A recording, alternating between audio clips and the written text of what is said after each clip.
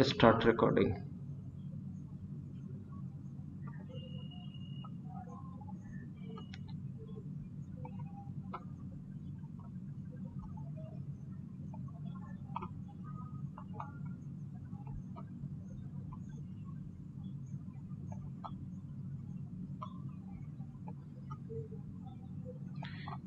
Good morning, students. Are you able to see the screen?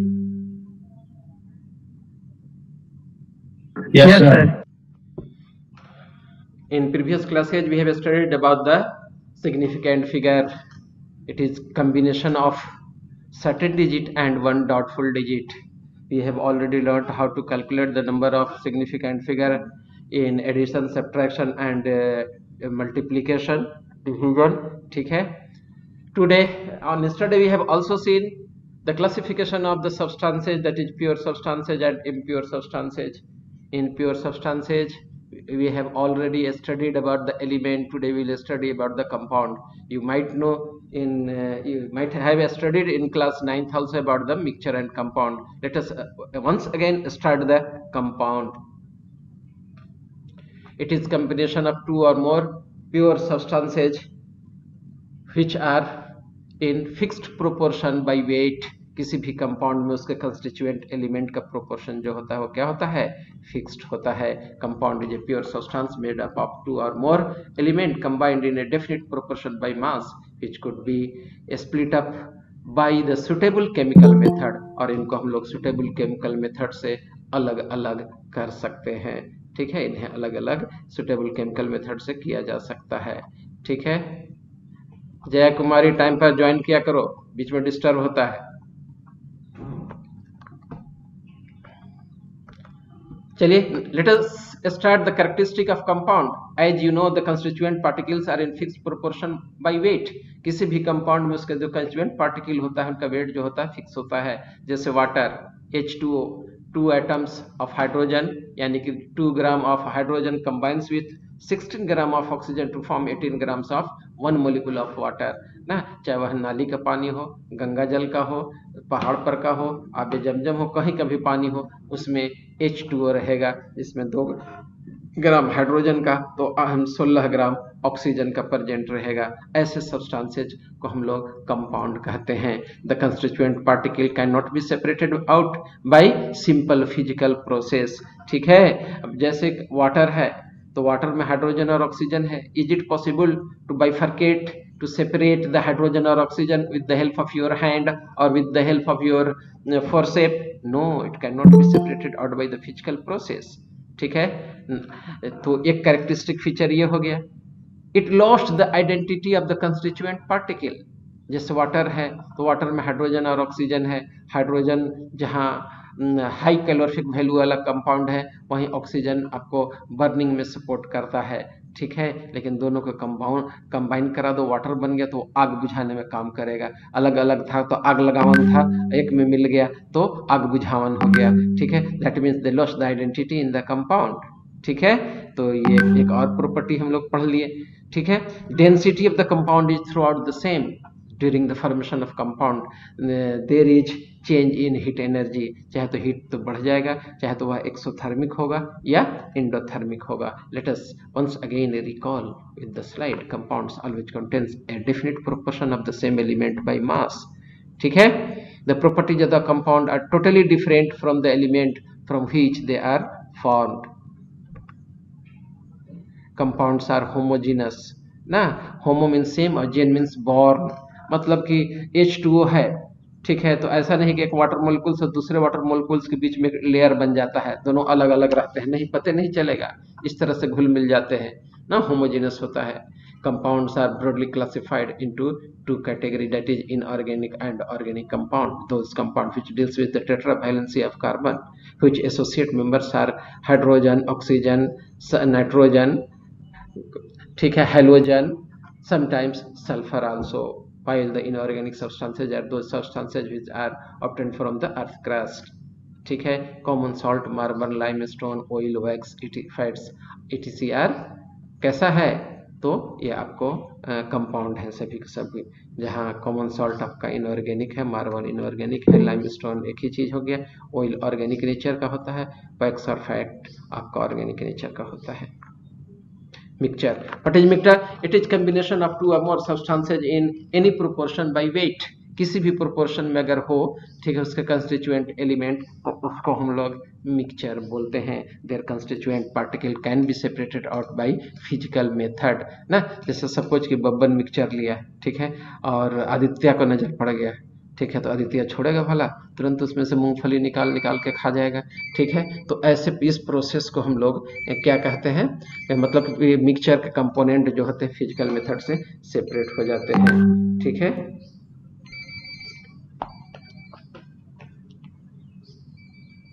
हाँ hello, हाँ yes yes है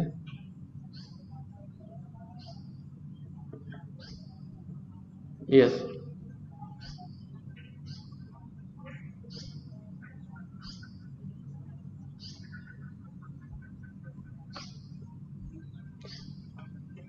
Actually, I am taking the online classes. After a few minutes, I will call back. Ma'am. Okay, ma'am. Okay. Oh, thank you. हाँ जी, तो मैं mixture पढ़ा रहा था आपको। तो मिक्सचर में क्या है, उसके कंस्टिट्यूएंट पार्टिकल को हम लोग सेपरेट कर सकते हैं। जैसे भी मैं बताया कि बबन मिक्सचर खरीदा है, ठीक है, तो उसमें मूंगफली उसमें था, काजू भी डाला हुआ था, किशमिश भी डाला हुआ था, अब गड़ी भी डाला हुआ था।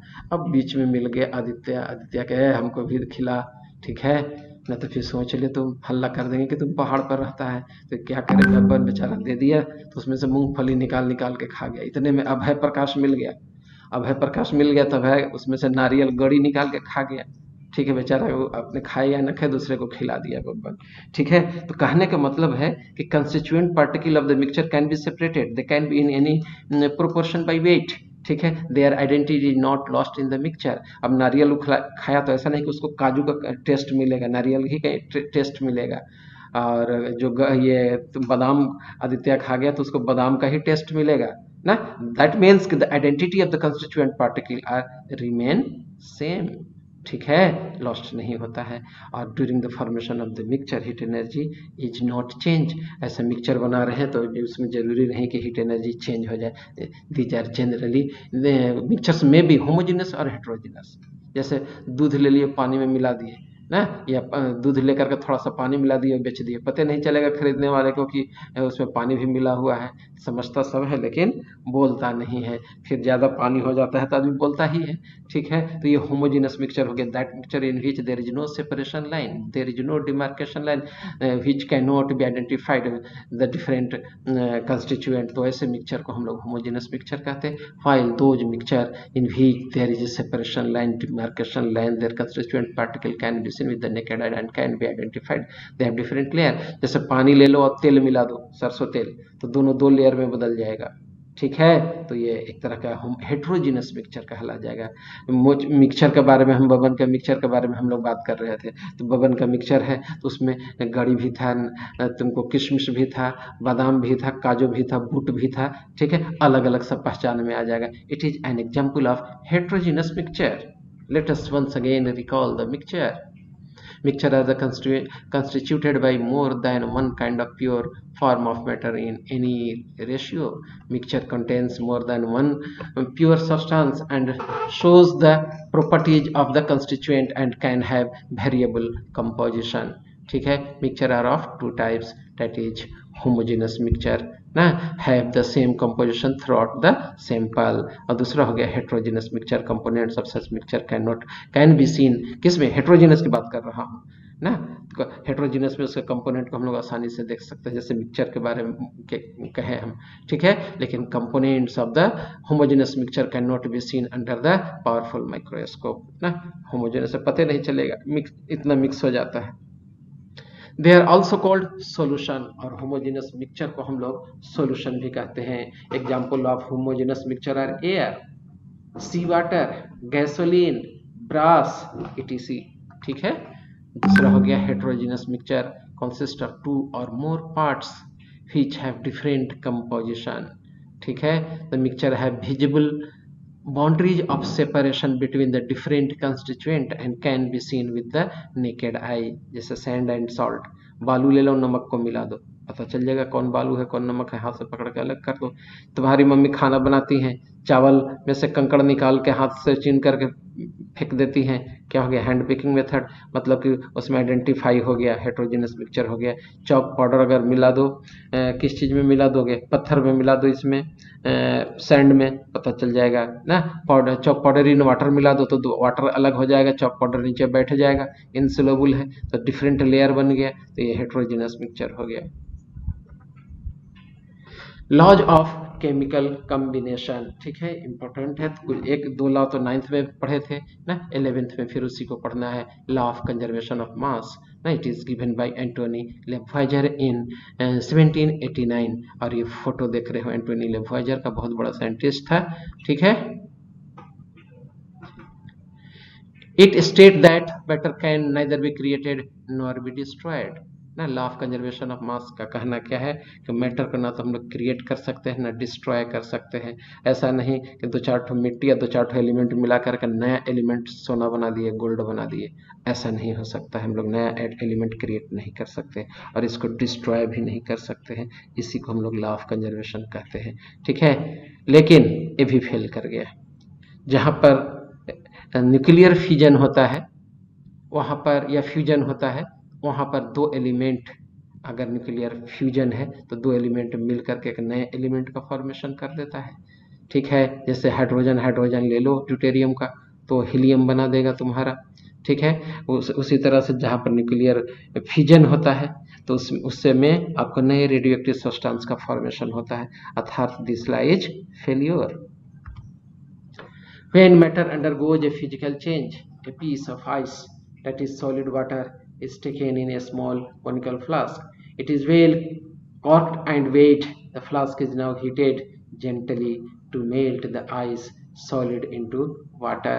ना देखो, piece of ice ले लिए और उसको हम लोग एक जगह रख दिए, ठीक, कॉनिकल फ्लास्क में डाल दिए, उसमें कॉर्क लगा दिए और वेट कर दिए, ठीक है। तो flask is now heated gently, उसको धीरे धीरे हीट कर दो कि आइस मेल्ट कर जाए। फिर उसका वेट मेजर करो, तो कॉर्क लगा हुआ है तो वेट जो है पानी में तो बदल जाएगा आइस, क्या उसका वेट घट जाएगा कि बढ़ जाएगा?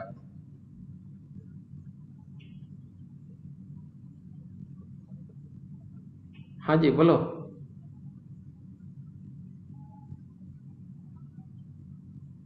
सर सेम रहेगा। हाँ, इसी को लॉ ऑफ कंजर्वेशन ऑफ मास कहते हैं। ना तो मास घट सकता है रिएक्टेंट के पहले और प्रोडक्ट में बदलने के बाद, दोनों का मास जो होगा रिमेन सेम रहता है, ठीक है। इसी को लॉ ऑफ कंजर्वेशन ऑफ मास कहते हैं। लेकिन अभी फेलियर हो गया, एग्जाम्पल मैं दे चुका हूं तुम लोगों को। When matter undergoes a chemical change ना, जैसे आयरन ले लिए, सल्फर पाउडर ले लिए, ठीक है, दोनों को मिक्स कर दिए तो वो मिक्सचर बन गया, प्रोडक्ट रिमेन सेम रहेगा, but heat them, it will be converted into iron sulfide. 32 gram of sulfur will combine with 56 gram of iron na, to form iron sulfide, which weight will be remain same, that is 88 gram, ठीक है। that the total amount of the reactant is equal to total amount of the product na, that means it follows the law of conservation of mass, ये law of conservation of mass को follow करता है, ठीक है। this law is also called the law of indestructibility of matter ना, मतलब कि हम लोग किसी भी मैटर को डिस्ट्रक्ट नहीं कर सकते हैं, बर्बाद नहीं कर सकते हैं, इसी को हम लोग लॉ ऑफ इंडिस्ट्रक्टिबिलिटी ऑफ मैटर कहते हैं, ठीक है। चलिए आइए मैं अब नेक्स्ट पॉइंट की तरफ बढ़ता हूं आपको। When 20 gram of sodium bicarbonate is heated, 12.62 gram of sodium carbonate and 5.24 gram of CO2 is produced. How many grams of H2O is produced? इसको हम लोग कैलकुलेट कर सकते हैं। कैसे कैलकुलेट करेंगे? Law of conservation of mass से, ठीक है। वो क्या कहता है कि total amount of reactant is equal to total amount of product, ठीक है। तो यहाँ सबसे पहले सोडियम बाइकार्बोनेट ले लो, NaHCO3 ले लो, ठीक है, ले लिए। अब इसको हिट कर दो, हिट करोगे तो यह क्या चीज में बदलेगा? सोडियम कार्बोनेट में बदलेगा, Na2CO3 plus CO2 plus H2O, यही ना देगा, ठीक है, H2O दे दिया।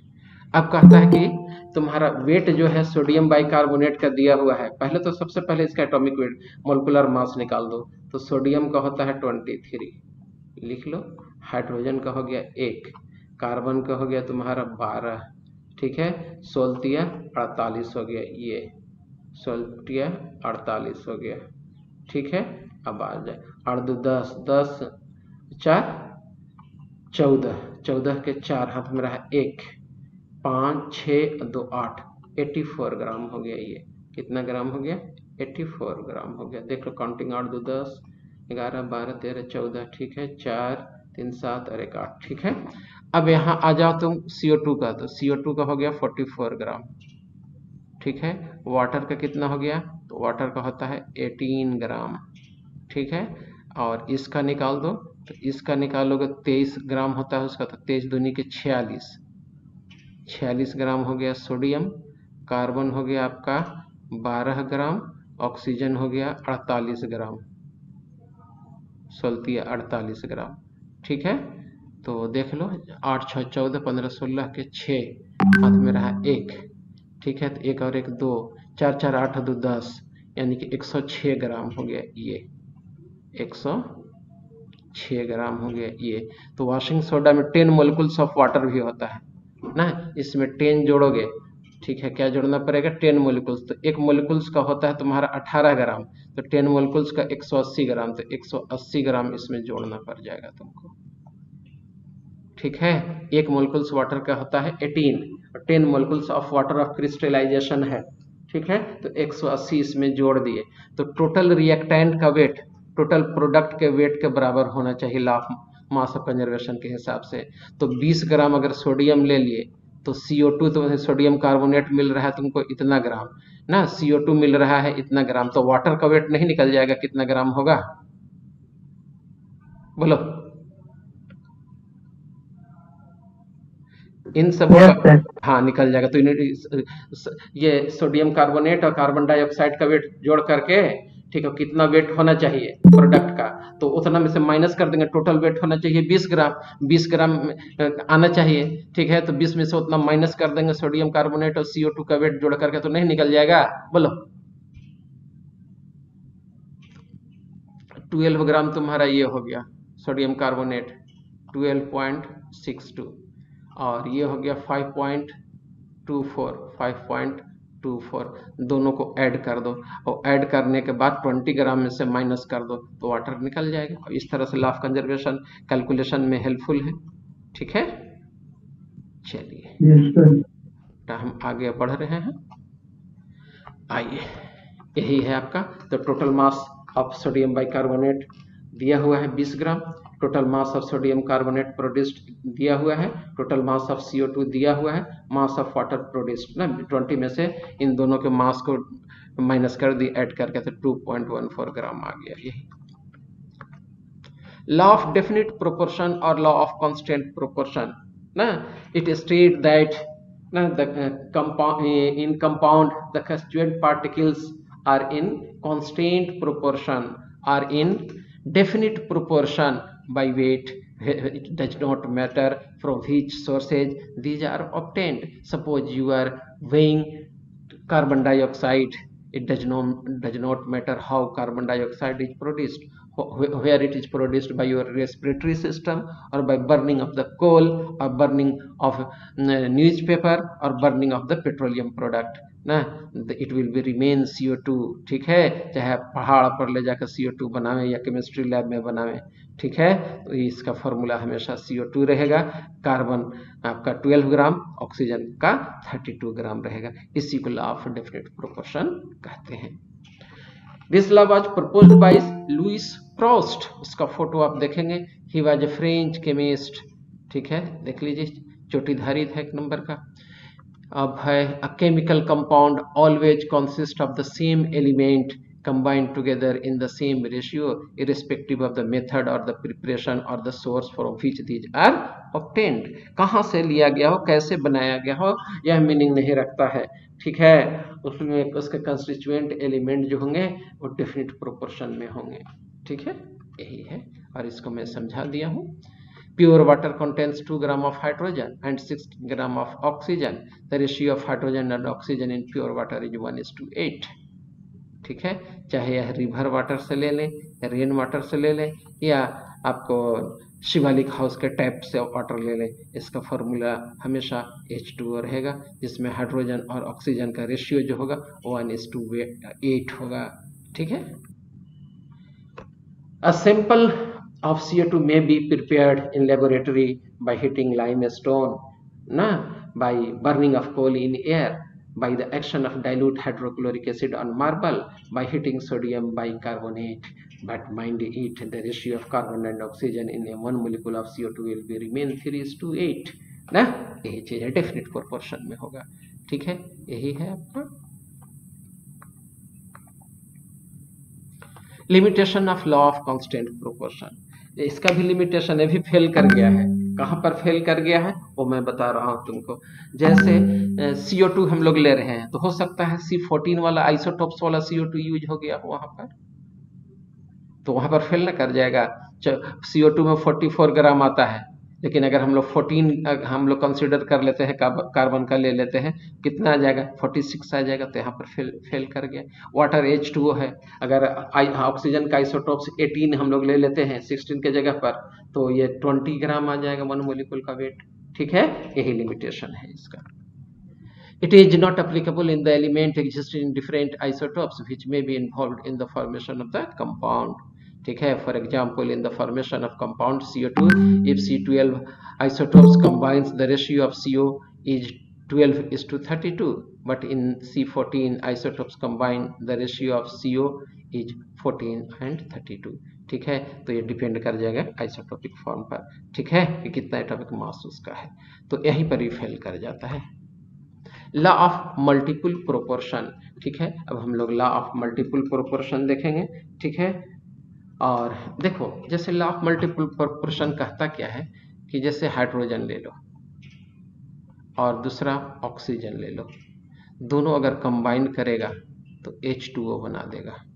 क्या बना देगा, H2O बना देगा, जिसमें हाइड्रोजन का 1 पार्ट, तो ऑक्सीजन का कितना पार्ट है, 8 पार्ट है आपका। कैसे निकाले, तो 2 हाइड्रोजन और 2 ग्राम हाइड्रोजन, ये 60 ग्राम, तो दोनों का रेशियो कितना हो गया, 1:8 हो गया। उसी तरह से अगर ये दोनों आपस में कंबाइन करता है तो H2O2 बना सकता है। क्या बना सकता है, ये H2O2 बना सकता है, ठीक है। इसमें ये 2 ग्राम, ये कितना हो गया, ये H2O है, तो 2 दूनी के 4 हो गया, नहीं 2 ही ना हो गया, 2 हो गया। और ऑक्सीजन कितना हो गया आपका, 16 दूनी के 32, 32 हो गया। दोनों का रेशियो निकाल दीजिए, तो 1:16 आ गया, ठीक है। तो देखो ये रेशियो और ये हाइड्रोजन का रेशियो फिक्स है, लेकिन ऑक्सीजन का रेशियो जो है दोनों में क्या है, एक दूसरे का मल्टीपुल है, 8 2 जा 16 है। तो कहता है law of multiple proportion when 2 or more elements combine to form 2 different compounds in which the ratio of one atom is fixed and that of another is variable, then the variable the weight of the element is multiple of other, ना।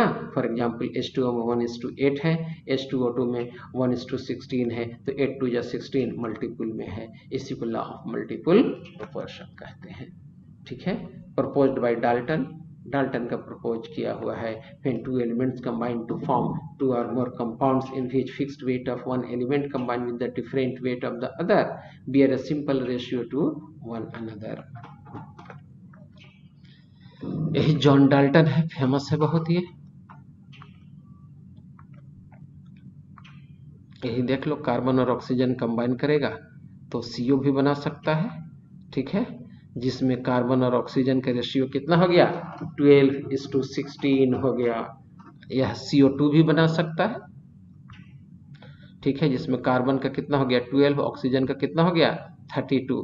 तो 12 तो fix हो गया, लेकिन 16 2 जा 32 oxygen का variable है, जो कि एक दूसरे का मल्टीपुल है, ठीक है, the weight of oxygen that will combine with 12 gram of carbon in carbon monoxide and CO2 is in the ratio of 1:2।